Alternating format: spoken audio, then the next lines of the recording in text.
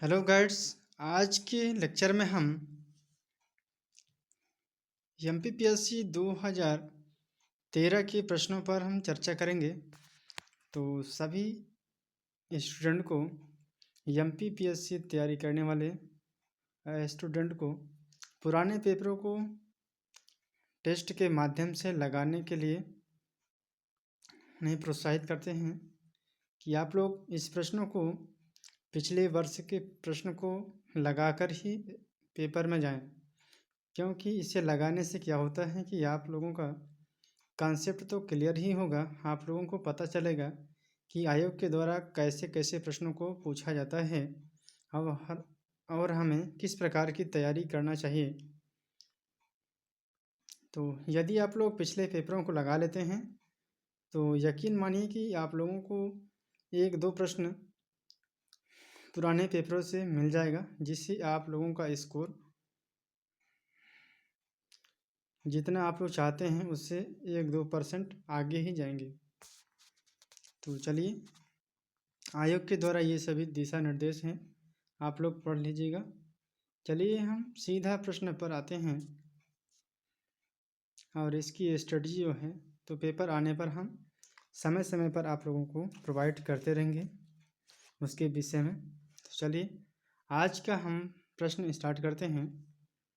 पहला प्रश्न है, पर्यावरण से स्टार्ट कर रहे हैं कि पर्यावरण सुरक्षा अधिनियम ईपीए को अन्य किस नाम से जाना जाता है।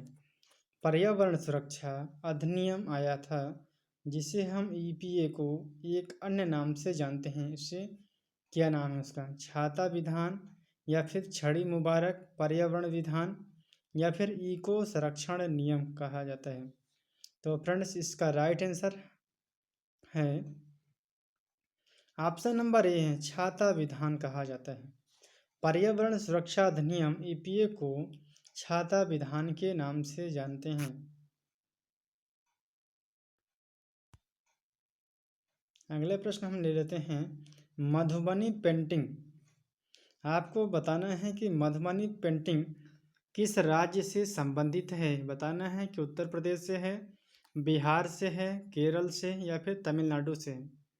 तो इसका राइट आंसर है ऑप्शन नंबर बी है, बिहार से। मधुबनी पेंटिंग जो कि यह बिहार राज्य से संबंधित है।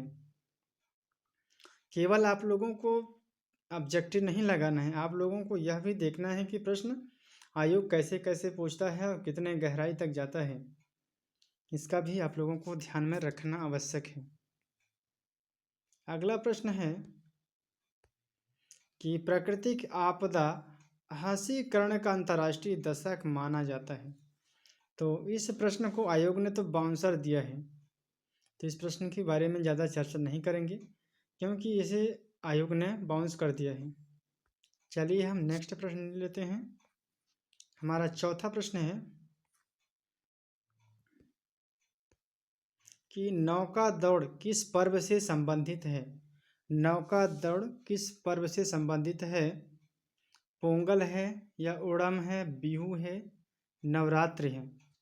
तो फ्रेंड्स, इसका राइट आंसर आयोग ने माना है ऑप्शन नंबर बी को माना है, ओणम त्यौहार को माना है, नौका दौड़ से संबंधित बताए हैं। अगला प्रश्न है, पांचवा प्रश्न है कि यूनाइटेड किंगडम ने केरल के साथ किस क्षेत्र में साझेदारी करने की इच्छा व्यक्त की है। बीमा क्षेत्र में, आईटी सेक्टर में, स्वास्थ्य क्षेत्र में, या फिर शिक्षा के क्षेत्र में। तो इसका राइट आंसर है ऑप्शन नंबर सी बताया है, स्वास्थ्य के क्षेत्र में।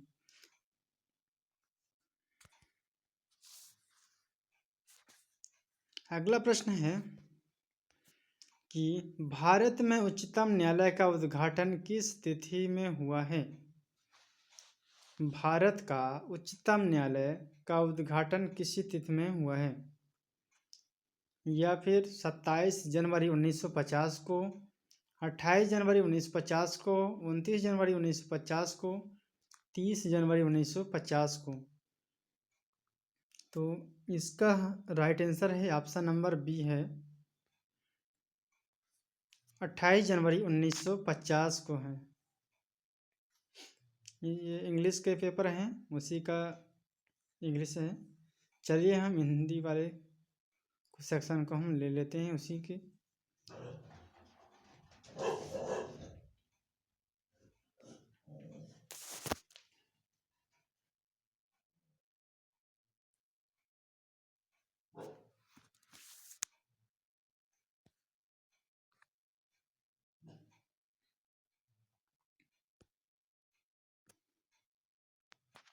हमारा 7वां प्रश्न है कि नेमसेक पुस्तक के लेखक कौन हैं। किरण देसाई हैं, चेतन भगत हैं, अरुंधति राय हैं, झुम्पा लाहिड़ी हैं। तो इसका राइट आंसर है ऑप्शन नंबर डी है, झुम्पा लाहिड़ी हैं। अगला प्रश्न है इम्यूनोलॉजी का जनक कौन है। इम्यूनोलॉजी की जनक कौन है। रॉबर्ट कोच हैं, लुईस पास्चर हैं, एडवर्ड जेनर हैं या फिर लैंड स्टीनर हैं। तो फ्रेंड्स इसका राइट आंसर है ऑप्शन नंबर सी है, एडवर्ड जेनर को इम्यूनोलॉजी का जनक कहा गया है। अगला प्रश्न है कि प्रधानमंत्री भारत छोड़ो परियोजना संबंधित है संचार से है, सामाजिक एकीकरण से है, नदियों के जुड़ाव से है या फिर राजमार्गों के विकास से है। तो इसका राइट आंसर है ऑप्शन नंबर डी को बताया गया है कि राजमार्गों के विकास से संबंधित है। अगला प्रश्न है किस देश ने प्रथम 3D दूरदर्शन प्रसारण प्रायोगिक तौर पर प्रवृत्त किया है। यूके है, चीन है या फिर अमेरिका है, दक्षिण अफ्रीका है। तो फ्रेंड्स इसका राइट आंसर है ऑप्शन नंबर बी को बताया है, चीन है।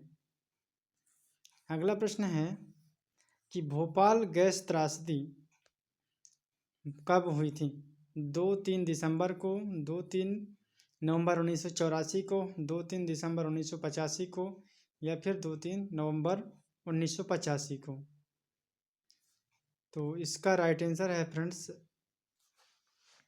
ऑप्शन नंबर ए है, 2-3 दिसंबर की रात में 1984 में किया गया है।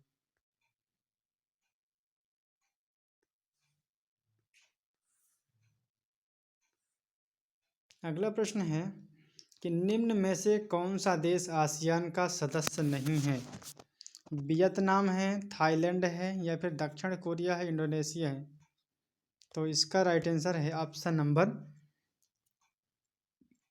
ऑप्शन नंबर सी है, दक्षिण कोरिया है।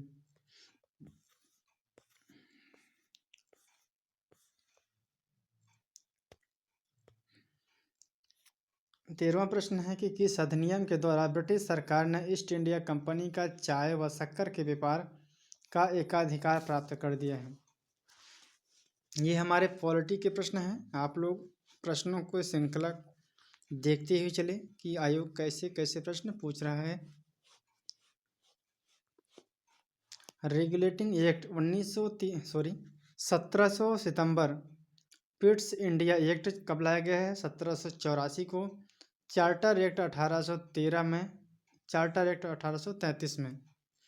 तो हम देख लेते हैं इस प्रश्न का आयोग ने बाउंसर कर दिया है, इससे हम छोड़ देते हैं। अगले स्टेप में आते हैं कि निम्न में से किसने गदर पार्टी का गठन किया है। बीडी सावरकर हैं, राज बिहारी बोस हैं, मदन लाल ढींगरा हैं या फिर लाला हरदयाल हैं। तो इसका राइट आंसर है फ्रेंड्स ऑप्शन नंबर डी है, लाला हरदयाल हैं। अगला प्रश्न है, ये हमारा हिस्ट्री के प्रश्न है कि सत्यार्थ प्रकाश ग्रंथ के लेखक कौन हैं। स्वामी दयानंद सरस्वती हैं या फिर राजा राम मोहन राय हैं, अरविंद घोष हैं, स्वामी विवेकानंद हैं। इनमें से हमारा राइट आंसर है सत्यार्थ प्रकाश के लेखक माने जाते हैं स्वामी दयानंद सरस्वती जी हैं।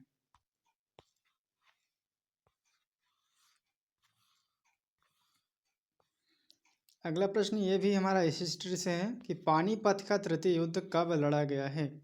14 जनवरी 1760 में, 5 जनवरी 1761 में या फिर 14 जनवरी 1761 में, 5 नवंबर 1556 को किया गया। तो इसका राइट आंसर है ऑप्शन नंबर सी है, 14 जनवरी 1761 को है। अगला प्रश्न है 17वां नंबर का कि आज़ाद हिंद फौज का प्रधान कार्यालय कहाँ स्थित है? टोक्यो में है, रंगून में है, बर्लिन में है, दिल्ली में है। तो इसका राइट आंसर है फ्रेंड्स ऑप्शन नंबर बी है, रंगून में है।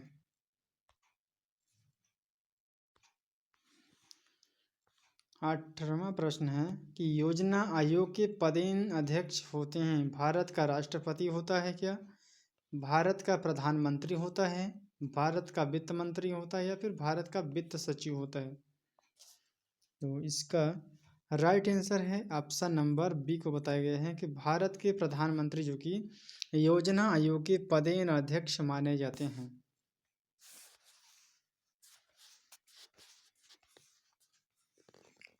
अगला प्रश्न है 19वें नंबर के है कि स्वामी विवेकानंद ने शिकागो में आयोजित विश्व धर्म सम्मेलन में अपना भाषण कब दिया है? 1863 है, 1892 है या फिर 1881 में है, 1894 में है? तो फ्रेंड्स इसका राइट आंसर है ऑप्शन नंबर ये आयोग ने बाउंसर कर दिया है, इस प्रश्न का आंसर नहीं दिया है। चलिए हम अगले प्रश्नों को ले लेते हैं कि भारत की सबसे लंबी अंतर्राष्ट्रीय सीमा किस देश के साथ है? नेपाल है, पाकिस्तान है, चीन है, बांग्लादेश है? तो इसका राइट आंसर है फ्रेंड्स ऑप्शन नंबर डी है, बांग्लादेश है। अगला प्रश्न है कि निम्नलिखित में से कौन सा पोताश्रय नहीं है? पोताश्रय मतलब बंदरगाह नहीं है। कोचीन है, बेंगलुरु है, मंगलोर है, फिर कांडला है? तो फ्रेंड्स इसका राइट आंसर है ऑप्शन नंबर बी है, बेंगलुरु नहीं है। बेंगलुरु क्या है? बेंगलुरु एक सिटी है, एरिया है, लेकिन यहाँ पर देखा जाए तो कोचीन बंदरगाह है, मंगलोर भी है और कांडला भी है, ये सभी बंदरगाह हैं, लेकिन बेंगलुरु जो कि है शहर है। अगला प्रश्न है शिवालिक पहाड़ियाँ निम्न में से किसका हिस्सा है? अरावली का है, पश्चिमी घाट का है, हिमालय का है या फिर सतपुड़ा पर्वत का है? तो इसका राइट आंसर है ऑप्शन नंबर सी है, हिमालय पर्वत का। शिवालिक पहाड़ी जो कि यह हिमालय के अंतर्गत आता है। नंदा देवी शिखर स्थित कहाँ पर स्थित है? नंदा देवी शिखर स्थित माना गया है हिमाचल प्रदेश के अंतर्गत या फिर उत्तराखंड है, उत्तर प्रदेश है, सिक्किम है? तो नंदा देवी जहाँ पर फूलों की घाटी के नाम से जाना जाता है, उत्तराखंड में स्थित है, ऑप्शन नंबर बी है इसका राइट आंसर है। भागीरथी नदी निकलती है, आपको बताना है कि भागीरथी नदी किस स्थान से निकलती है? कैलाश पर्वत से निकलती है कि मानसरोवर झील से, गोमुख से या फिर तपोवन से? तो इसका राइट आंसर बताया गया है आयोग के द्वारा कि ऑप्शन नंबर सी है, गोमुख से। भागीरथी जो कि आगे चल के गंगा के रूप में परिवर्तित होता है, वह गोमुख से निकलती है। अगला प्रश्न है कि राष्ट्रीय एटलस और थीमेटिक मानचित्र संगठन स्थित है, देहरादून में है, हैदराबाद में है, नई दिल्ली में है, कोलकाता में है? तो इसका राइट आंसर है यह भी आयोग ने बाउंसर कर दिया है।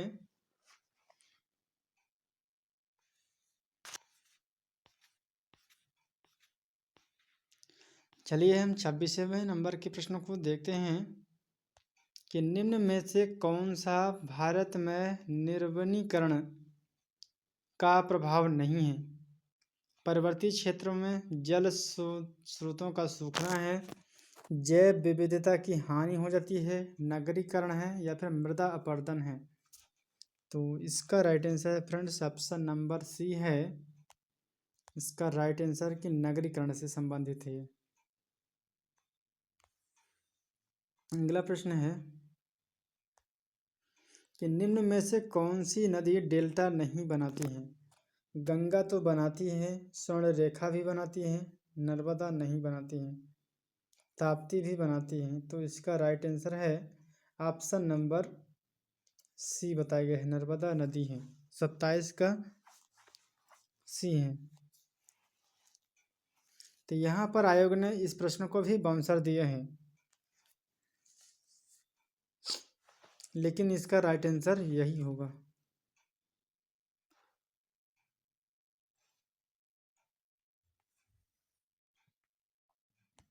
अगला प्रश्न है कि भारत का सबसे लंबा राष्ट्रीय राजमार्ग कौन सा है? राष्ट्रीय राजमार्ग 1 है, राष्ट्रीय राजमार्ग 2 है, या फिर राष्ट्रीय राजमार्ग 8 है, राष्ट्रीय राजमार्ग 7 है? तो इसका राइट आंसर है फ्रेंड्स ऑप्शन नंबर डी है, राष्ट्रीय राजमार्ग 7 है।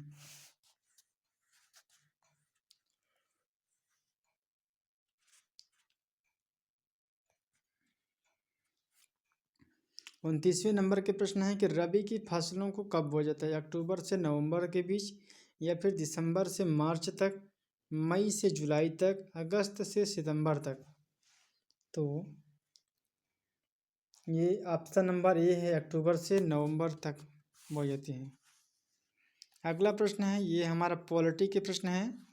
तो आप देखिए कि पॉलिटी के प्रश्नों में आयोग ने कैसे पूछता है और कितने गहराई के साथ पूछता है, किस प्रकार की घुमावदार प्रश्नों का श्रृंखला को जाता है।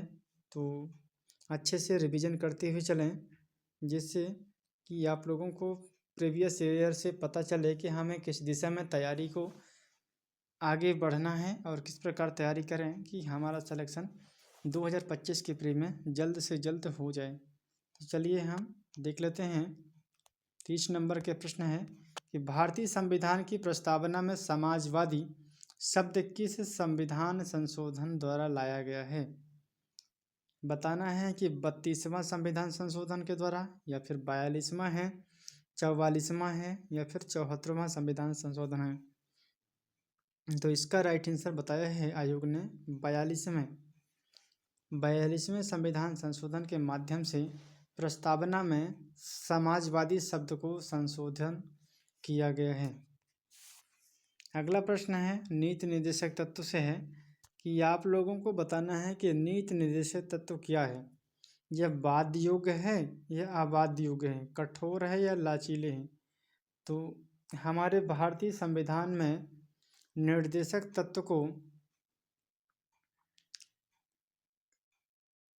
बड़े बड़े विविधताओं ने माना है कि निर्देशक तत्व ये राज्य के ऊपर डिपेंड किया गया है। इसमें राज्य को निर्देशित किया गया है कि राज्य अपने अनुसार अपने प्रजा को सुख सुविधाएं प्रदान करेंगी। वह चाहेगी तो अच्छे से वहाँ पर नियम कानून लगाकर कार्यों को करवाएगी, या फिर अपने मनमानी करेगी। इस प्रकार आयोग इसमें इस बात में कोई भी रोक टोक नहीं लगा सकती है। इस पर कोई भी यदि सरकार पर उठाया जाता है समस्या, तो इस पर न्यायालय कार्यवाही नहीं करेगी, क्योंकि ये अबाध्य युग है। बाध्य युग की चर्चा करें तो बाध्य युग के अंतर्गत मौलिक अधिकार आता है। इसमें सीधा फंडामेंटल राइट्स जो कि पब्लिक से जुड़ा हुआ है, तो इस पर यदि पब्लिक का कोई भी हानि होती है तो डायरेक्ट जाकर सुप्रीम कोर्ट या हाई कोर्ट जाकर के अपना अपील दायर कर सकता है। तो इसका राइट आंसर है फ्रेंड्स ऑप्शन नंबर बी है, यह अबाध्य युग है। क्योंकि इस पर सरकार को आप नहीं कह सकते हैं कि सरकार हमारे मन के काम नहीं करती है।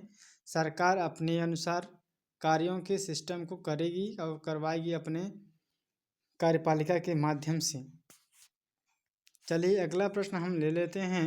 32वें नंबर के प्रश्न है कि केंद्र में कौन सा एक्ट 2 सदनी विधायिका लाया गया है? 1961 में एक्ट है, 1917 है, 1919 है, या फिर 1915 का एक्ट है? तो 32वें नंबर के प्रश्न है कि ऑप्शन नंबर सी है इसका राइट आंसर, 1919 का एक्ट है।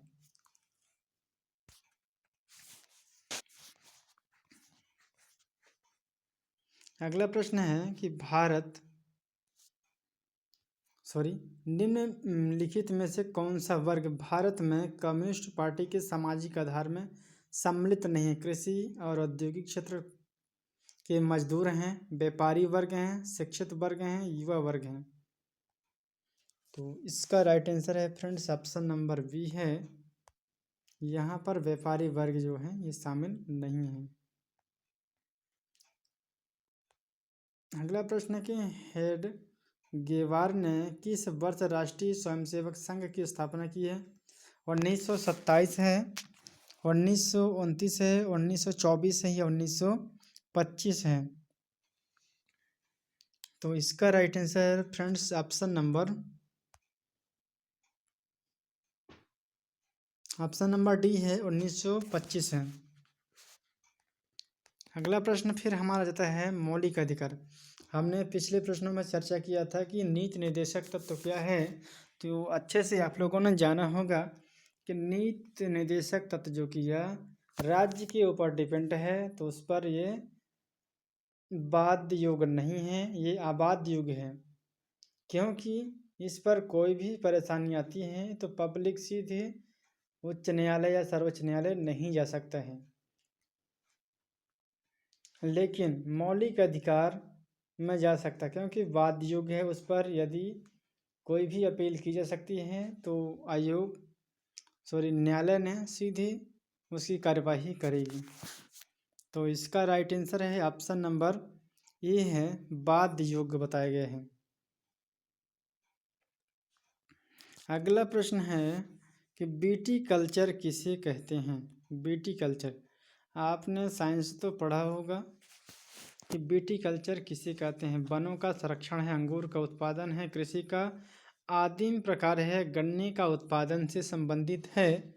तो इसका राइट आंसर बताया गया है कि ऑप्शन नंबर बी है, अंगूर का उत्पादन ही बीटी कल्चर कहलाता है। अगला प्रश्न है कि निम्न में से कौन सा नवरत्न में शामिल है? कोल इंडिया है, भारत हेवी इलेक्ट्रिकल लिमिटेड है या फिर Bharat electronics limited, gas authority of India limited. तो इसमें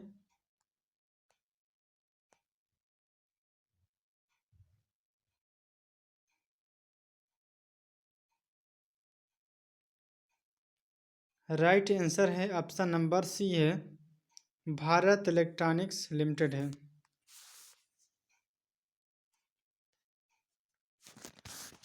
निम्न में से कौन सा देश भारत के संपूर्ण आयात का सबसे बड़ा स्रोत है? यूएई है, स्विट्जरलैंड है, हांगकांग है या फिर चीन है? तो 38वें नंबर के हमारा ऑप्शन नंबर डी बताया गया है, इसका राइट आंसर चीन है। अगला प्रश्न है 39वें नंबर का है कि निम्न में से विश्व में कौन सा देश उर्वरक उत्पादक तथा उपभोक्ता के रूप में तीसरे स्थान पर है? यूएई है, यूएसए है, चीन है, भारत है या फिर जर्मनी है?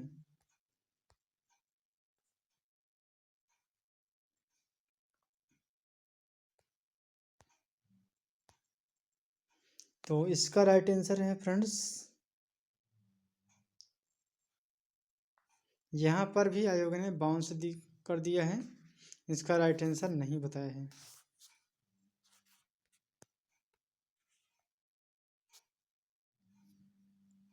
अगला प्रश्न है नेशनल प्लानिंग कमेटी का गठन किया गया है? जवाहरलाल नेहरू हैं, ए दलाल हैं, सुभाष चंद्र बोस हैं, लाल बहादुर शास्त्री हैं? तो इसका राइट आंसर है फ्रेंड्स ऑप्शन नंबर सी है, सुभाष चंद्र बोस हैं।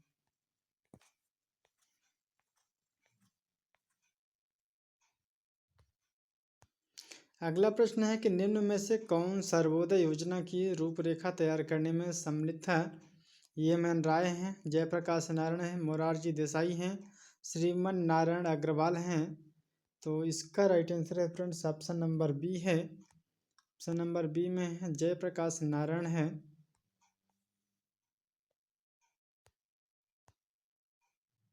प्रथम पंचवर्षीय योजना का शुभारंभ कब किया गया है? 1951-52 में, 1956-57 में, 1961-62 में है, या फिर 1966-67 में है। तो इसका राइट आंसर है फ्रेंड्स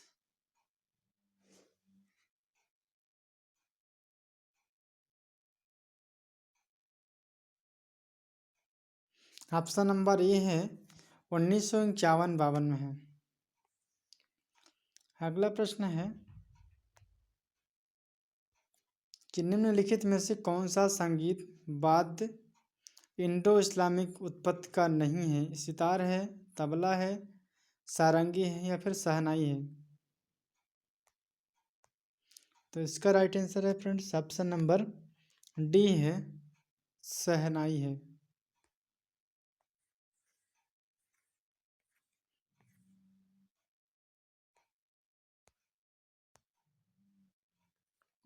महाकुंभ कितने वर्षों के अंतराल में होता है? 12 वर्ष के अंतराल में, 10 वर्ष के, 9 वर्ष के, या 6 वर्ष के? तो इसका भी आंसर आयोग ने बाउंसर कर दिया है। वैसे देखा जाए तो उज्जैन में महाकुंभ का मेला लगता है, जो कि यह 28 वर्षों के अंतराल पर होता है। सॉरी, हाँ, यहाँ पर राइट आंसर होना चाहिए 28 नहीं, यहाँ पर 12 वर्षों के अंतराल पर होना चाहिए, यही इसका आंसर होना चाहिए, लेकिन आयोग ने इसका आंसर को बाउंस कर दिया है।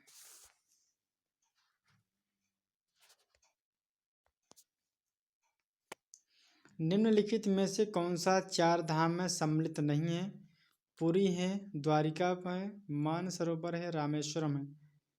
कहने का अर्थ है कि 4 धाम में सम्मिलित नहीं, ऐसी कौन सी स्थान है? तो ये मानसरोवर नहीं है। ऑप्शन नंबर डी हमारे समझ से 3 होना चाहिए, सी होना चाहिए। देख लेते हैं। हाँ, इसका राइट आंसर सी ही है, मानसरोवर, क्योंकि मानसरोवर एक झील है, ये धाम नहीं है। धाम के अंतर्गत देखें तो पुरी है, द्वारिका है, रामेश्वरम है, ये सभी धाम हैं। अगला प्रश्न है कि पंचतंत्र मूल रूप से लिखी गई है, किनके द्वारा लिखी गई है? कालिदास के द्वारा, विष्णु शर्मा के द्वारा, तुलसीदास के द्वारा, कि रैदास के द्वारा? तो इसका right answer friends option number B है, विष्णु शर्मा के द्वारा लिखा गया है। संस्कृत साहित्य का प्रादुर्भाव किस वेद द्वारा हुआ है? यजुर्वेद में है, या अथर्ववेद में, सामवेद में, या फिर ऋग्वेद में है? तो इसका राइट आंसर है फ्रेंड्स ऑप्शन नंबर डी है, ऋग्वेद में बताए गए हैं।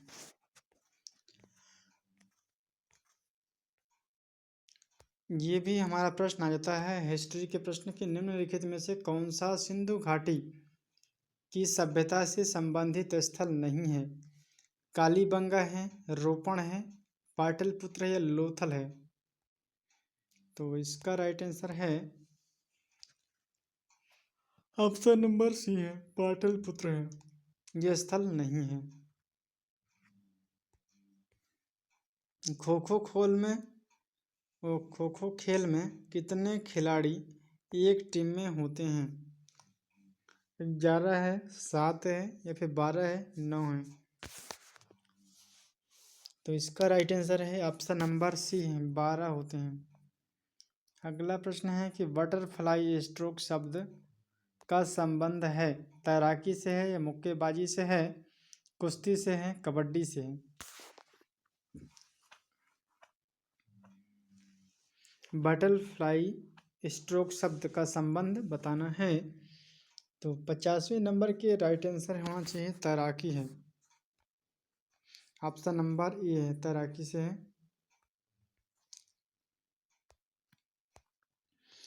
अगला प्रश्न है कि किस देश ने हॉकी पुरुष वर्ल्ड कप का खिताब को तीसरी बार जीता है? नीदरलैंड है, भारत है, ऑस्ट्रेलिया है, पाकिस्तान है? तो इसका राइट आंसर है फ्रेंड्स, यहाँ भी आयोग ने बाउंस कर दिया है, इसका आंसर नहीं बताया है। अगला प्रश्न है 52वें नंबर की शतरंज के एक बोर्ड में कितने वर्ग के खाने होते हैं? 54 है, 64 है, 56 या फिर 72 है? तो इसका राइट आंसर है ऑप्शन नंबर बी है 64 है। अगला प्रश्न है निम्न में से इनमें से कौन सा खेल ओलंपिक में सम्मिलित नहीं है? स्कीम है, साइकिलिंग है, क्रिकेट है, तीरंदाजी है?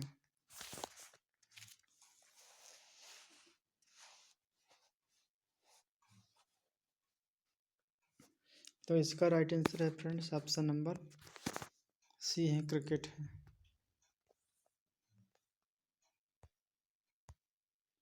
एशियन गेम में 400 मीटर की दौड़ में भारत की किस महिला ने पहली बार स्वर्ण पदक हासिल किया है? एम.एल.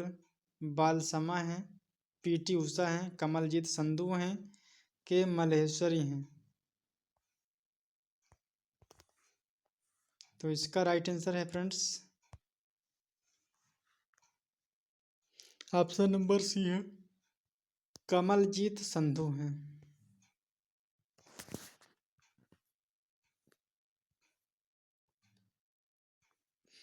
अगला प्रश्न है कि क्रिकेट की एक गेंदबाज का वजन होता है कितना होता है? इसका राइट आंसर क्या है? यहाँ पर भी आयोग ने बाउंस कर दिया है, इसका आंसर नहीं बताया है। चलिए हम अगले प्रश्न पर चलते हैं कि गोल्डन गर्ल गर्ल पुस्तक के लेखक कौन हैं? सुनील गावस्कर हैं, पी.टी. उषा हैं, सचिन तेंदुलकर हैं, मल्लेश्वरी हैं? तो राइट आंसर है ऑप्शन नंबर बी है, पी.टी. उषा हैं। मध्य प्रदेश का प्रसिद्ध वस्त्रकार क्या है? ये हमारे एमपी जीके से संबंधित प्रश्न है। तो सभी स्टूडेंट को जब एमपीपीएससी की तैयारी कर रहे हैं तो उन्हें अपने एमपी को स्ट्रॉन्ग बनाना ही चाहिए, क्योंकि एमपी के प्रश्न बहुत से ज़्यादा आते हैं। करीब हमें देखने को मिलते हैं 30 से लेकर के 32-35 तक आ सकते हैं प्रश्न। तो आप लोग देखिए कि आयोग ने एमपी जीके से कितने प्रश्न उठाते हैं। यहाँ पर प्रश्न पूछा गया है कि मध्य प्रदेश का प्रसिद्ध वस्त्रकार क्या है? वस्त्र क्या है? कोटा है, तंदूज है, खद्दर है, चंदेरी है? तो आप लोगों ने पढ़ा होगा कि हमारे मध्य प्रदेश के अंतर्गत चंदेरी बहुत बड़ी फेमस वस्त्र है, जो कि इंदौर की प्रसिद्ध अशोकनगर प्रचलित है। तो इसका राइट आंसर है फ्रेंड्स ऑप्शन नंबर डी है, चंदेरी। अगला प्रश्न है कि मध्य प्रदेश की ऊर्जा राजधानी किस जिले को कहते हैं? तो आप लोगों ने बहुत बार पढ़ा होगा कि हमारे मध्य प्रदेश के अंतर्गत ऊर्जा राजधानी जहाँ पर कोयले की अधिकता पाई जाती है वहाँ पर, तो उसे हम सिंगरौली के नाम से जानते हैं। सिंगरौली जो कि हमारे मध्य प्रदेश के पूर्वी जिला है, इसका राइट आंसर सिंगरौली है। अगला प्रश्न है कि मध्य प्रदेश की सबसे पुरानी सागर यूनिवर्सिटी जिसे हम सागर विश्वविद्यालय जिसे हम हमारे मध्य प्रदेश के प्रथम यूनिवर्सिटी, इसकी स्थापना कब की गई है?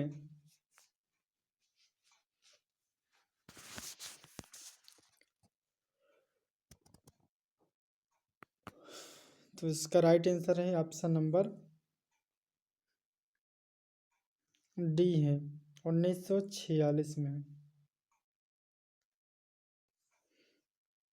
अगला प्रश्न है कि खजुराहो के मंदिर जिले में स्थित है। आपको बताना है कि खजुराहो खजुराहो के मंदिर के जिले में है, मंडला में, छतरपुर है, बालाघाट, रीवा में है।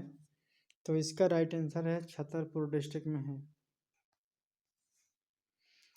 अगला प्रश्न है कि उज्जैन स्थित है महाकाल का मंदिर, यह किस नदी के किनारे स्थित है? ताप्ती है, चंबल है, क्षिप्रा है, नर्मदा है।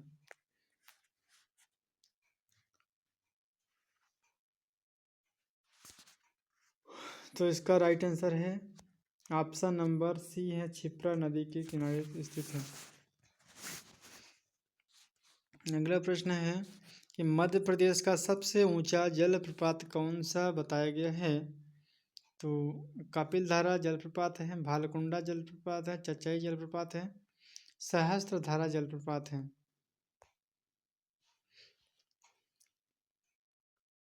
तो इसका राइट आंसर है ऑप्शन नंबर सी है, चचाई जलप्रपात।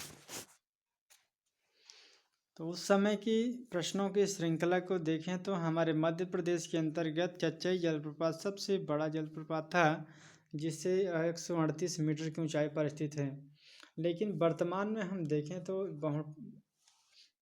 चचाई जलप्रपात से और भी बड़ा ऊंचा जलप्रपात है, जिसे हम बहुंटी जलप्रपात के नाम से जानते हैं। ये हमारे रीवा के अंतर्गत आ जाता है। इसकी ऊंचाई देखें बहुंटी जलप्रपात की तो 198 मीटर की ऊंचाई पर स्थित है बहुंटी जलप्रपात। लेकिन हम 2013 के प्रश्नों की बात करते हैं तो उस समय चचाई जलप्रपात ही माना जाएगा।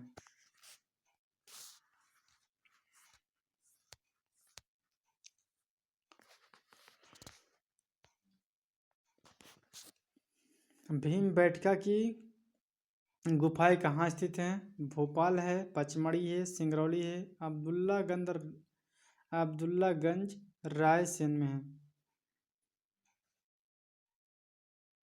तो यहाँ पर राइट आंसर है ऑप्शन नंबर बी है, अब्दुल्लागंज रायसेन है। तो यहाँ पर आप लोगों को शायद लग सकता है कि भीमबेटका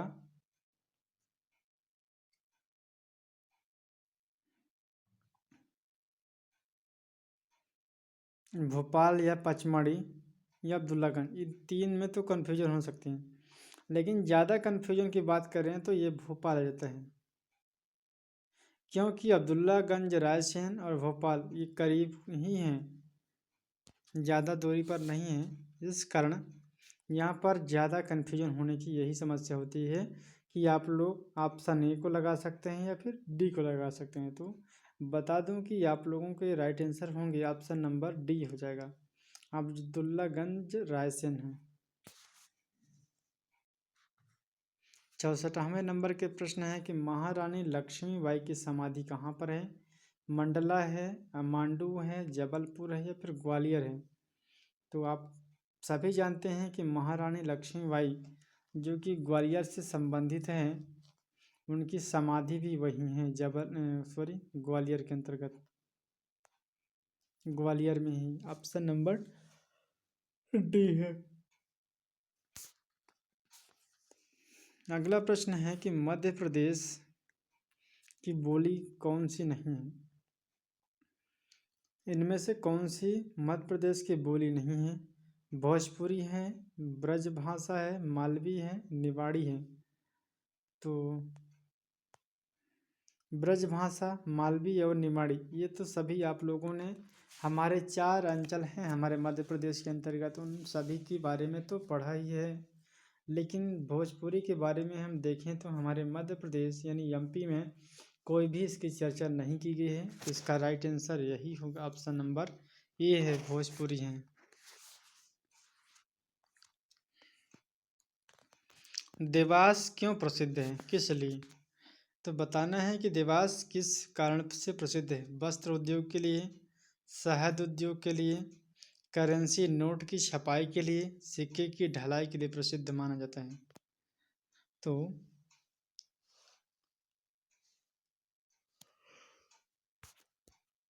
देवास की बात करें तो देवास करेंसी नोट छापने के लिए प्रसिद्ध माना जाता है।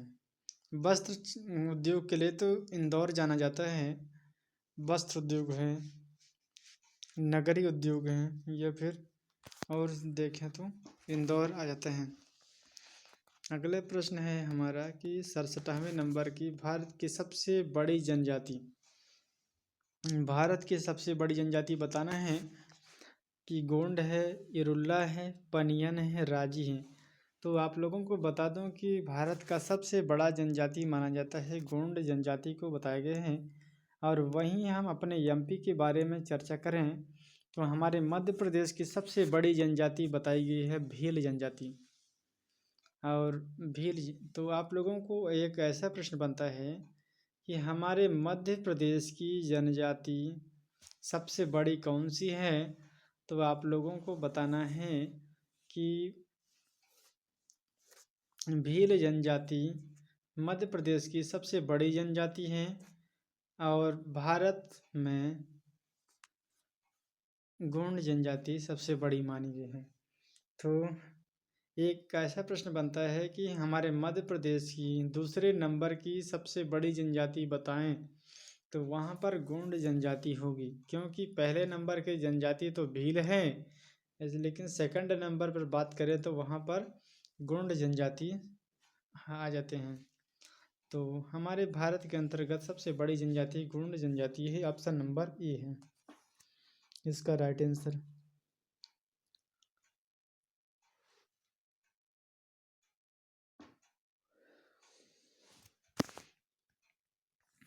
अगला प्रश्न है कि तानसेन का मूल नाम बताना है।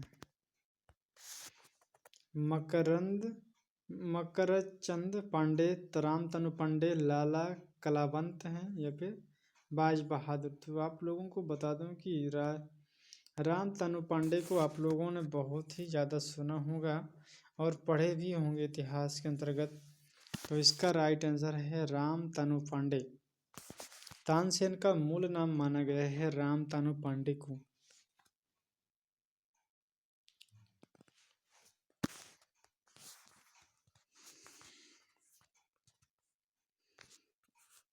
मध्य प्रदेश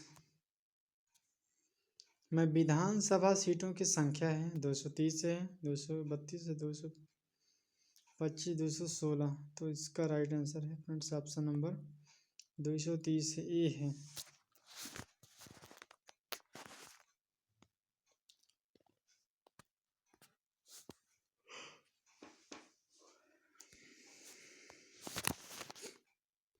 इंदौर में आकाशवाणी केंद्र की स्थापना कब हुई है? 15 अगस्त 1952 में, 22 मई 1955 में, 24 मई 1955 में, 16 अगस्त 1952 में। तो इसका राइट आंसर है फ्रेंड्स ऑप्शन नंबर बी है। ऑप्शन नंबर बी है 22 मई 1955 है।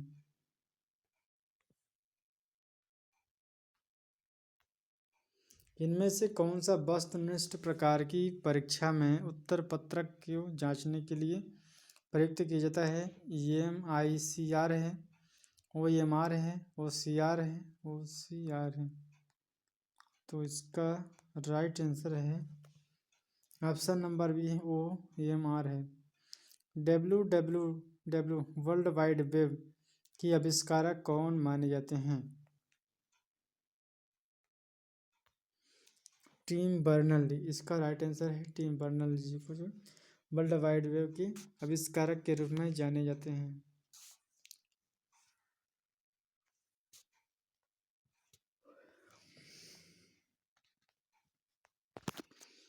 एक डिजिटल घड़ी में किस प्रकार का कंप्यूटर हो सकता है? मेन फ्रेम, सुपर कंप्यूटर या फिर नोटबुक इमोडेट कंप्यूटर।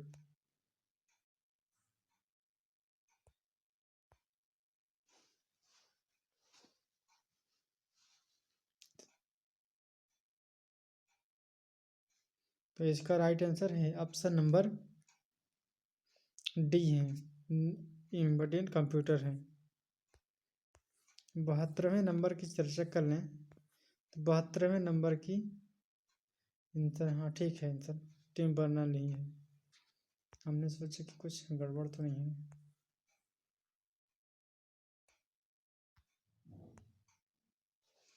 इनमें से कौन सा कंप्यूटर हार्डवेयर नहीं है? माउस है, प्रिंटर है, मॉनिटर है, एक्सेल है।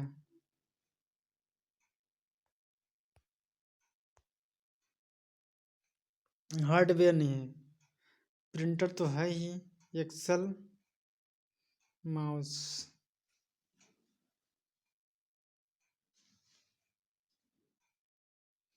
तो इसका राइट आंसर है ऑप्शन नंबर डी, एक्सेल।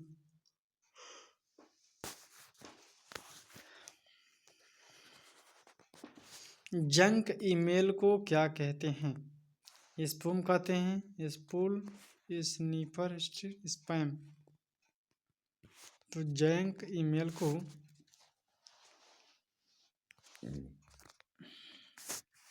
कहा जाता है स्पैम के नाम से जानते हैं।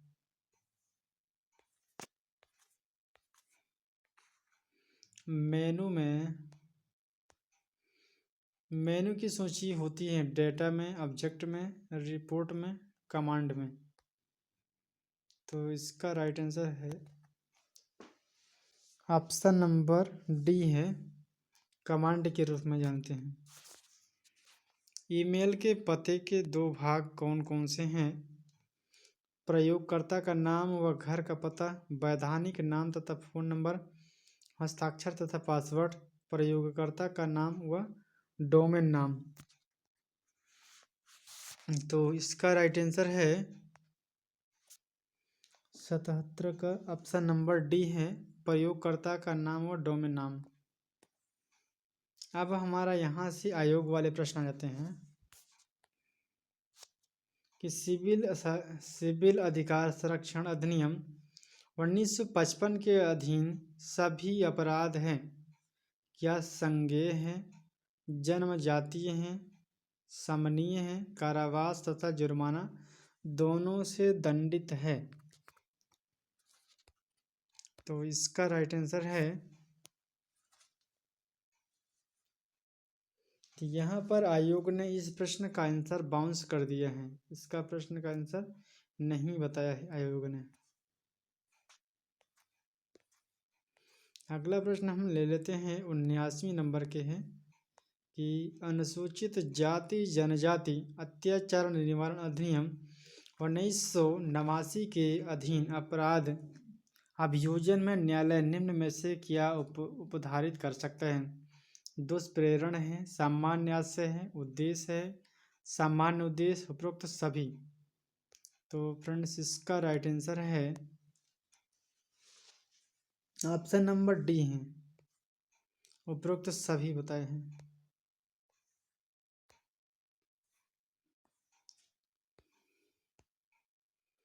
अनुसूचित जाति जनजाति अत्याचार निवारण अधिनियम 1989 के अधीन अपराधों का विचारण करने के लिए राज्य सरकार की सहमति से सत्र न्यायालय को विशेष न्यायालय निर्दिष्ट कर सकती हैं। राज्यपाल है, उच्च न्यायालय के मुख्य न्यायाधीश है, संबंधित जिले के सत्र न्यायाधीश हैं या फिर विधि मंत्रालय है? तो इसका राइट आंसर है ऑप्शन नंबर बी है, उच्च न्यायालय के मुख्य न्यायाधीश होंगे।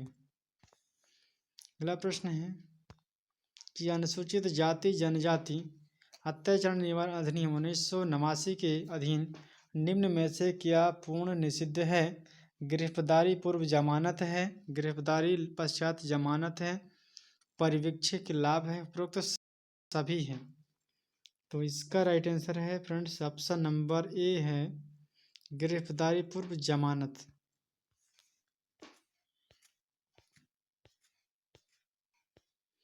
अगला प्रश्न है कि अनुसूचित जाति जनजाति अत्याचार अधिनियम 1989 के अधीन किए गए अपराध का अन्वेषण ऐसे पुलिस अधिकारी द्वारा किया जाए जो रैंक से कम का ना हो। उप निरीक्षक है, निरीक्षक है, उप अधीक्षक या अधीक्षक? तो इसका राइट आंसर है फ्रेंड्स ऑप्शन नंबर सी है, उप अधीक्षक है।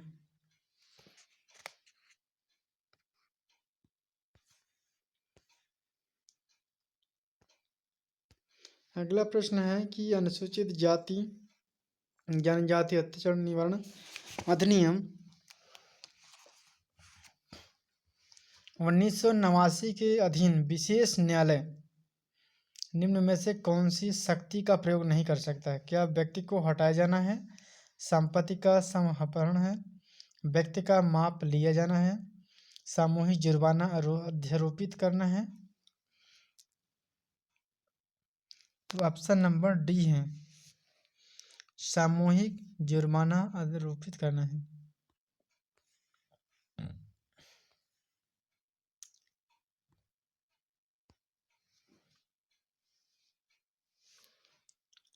भारतीय संविधान के अनुच्छेद 17 का संबंध है शिक्षा से, है स्वास्थ्य से, अस्पृश्यता से उन्मूलन, खाद्य सुरक्षा। तो इसका राइट आंसर है ऑप्शन नंबर सी है, अस्पृश्यता उन्मूलन से संबंधित है।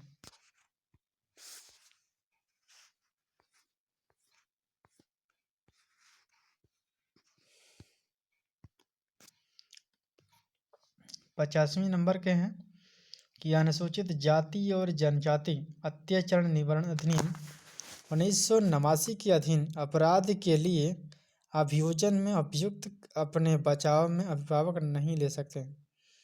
कार्य निजी प्रतिरक्षा के अधिकार के प्रयोग में किया गया हो, वह पीड़ित की ही जाति का है, कार्य से इतनी थोड़ी अपहानि हुई हो जो शिकायत का विषय नहीं हो सकता, उपरोक्त में से कोई नहीं।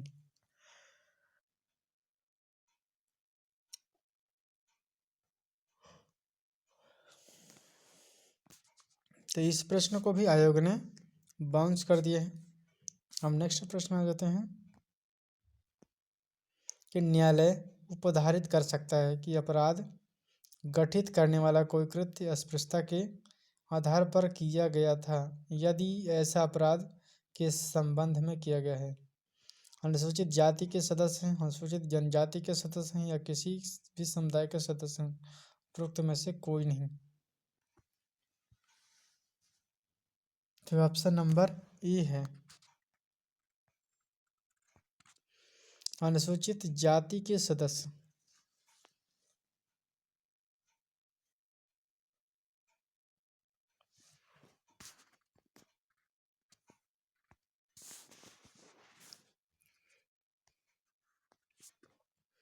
यूएन द्वारा अंतर्राष्ट्रीय महिला वर्ष के रूप में मनाया गया है। तो इसका राइट आंसर है फ्रेंड्स ऑप्शन नंबर ए है, 1975 में है।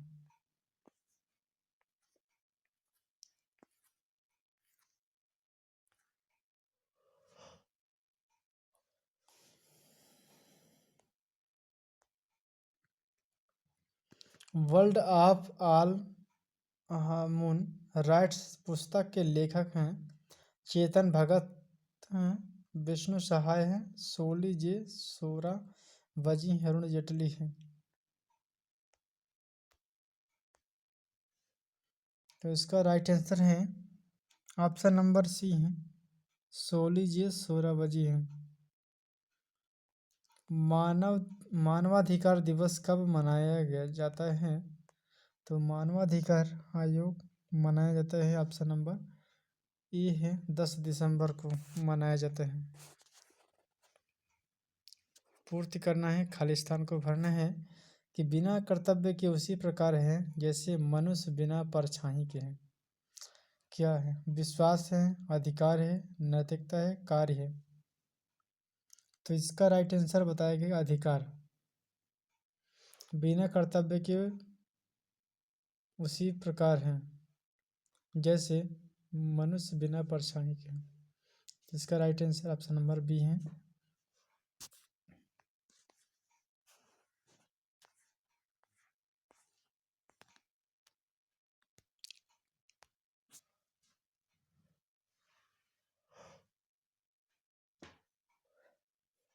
आप अपार्थिव, इसमें क्या है कि लिंग भेद से संबंधित व्यवस्था है, आयु वर्ग से संबंधित व्यवस्था है, दक्षिण अफ्रीका से में प्रचलित संस्थागत है, प्रजाति पृथकता की व्यवस्था, जाति व्यवस्था है।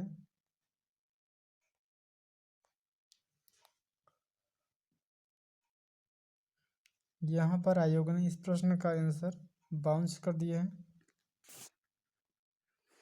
चलिए हम नेक्स्ट प्रश्न देखते हैं कि universal declaration of human rights में कुल कितने अनुच्छेद पाए गए हैं।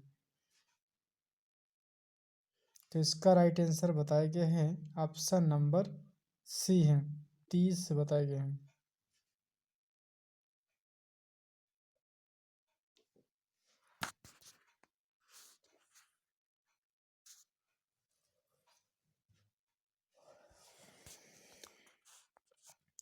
PIL क्या है। तो इसका राइट आंसर है पब्लिक इंटरेस्ट लिटिगेशन है।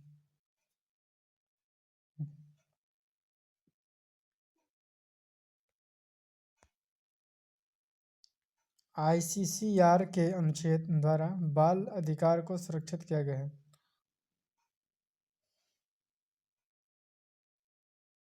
किस आर्टिकल के अंतर्गत, अनुच्छेद के अंतर्गत किया गया है। तो ऑप्शन नंबर बी है, अनुच्छेद 24 के अंतर्गत कहा गया है।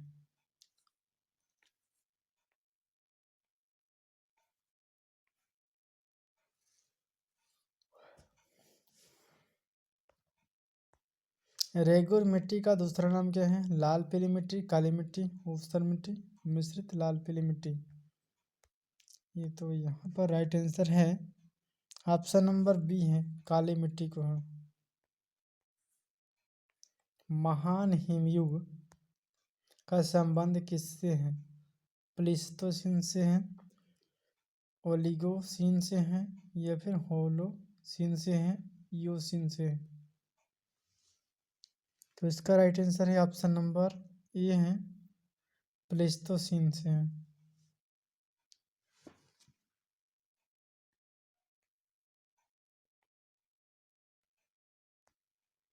निम्न में से किस स्थान पर अलकनंदा तथा भागीरथी का संगम होता है। विष्णुप्रयाग, कर्णप्रयाग है, रुद्रप्रयाग या फिर देवप्रयाग। तो इसका राइट आंसर है देवप्रयाग में है।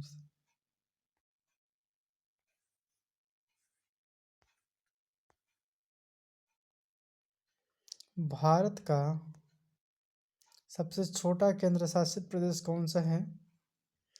भारत का सबसे छोटा केंद्र शासित प्रदेश बताया गया है ऑप्शन नंबर सी है, लक्षद्वीप है।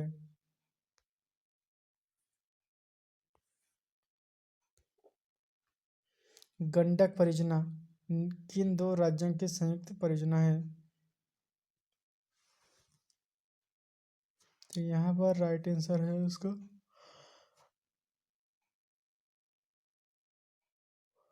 बिहार व उत्तर प्रदेश है।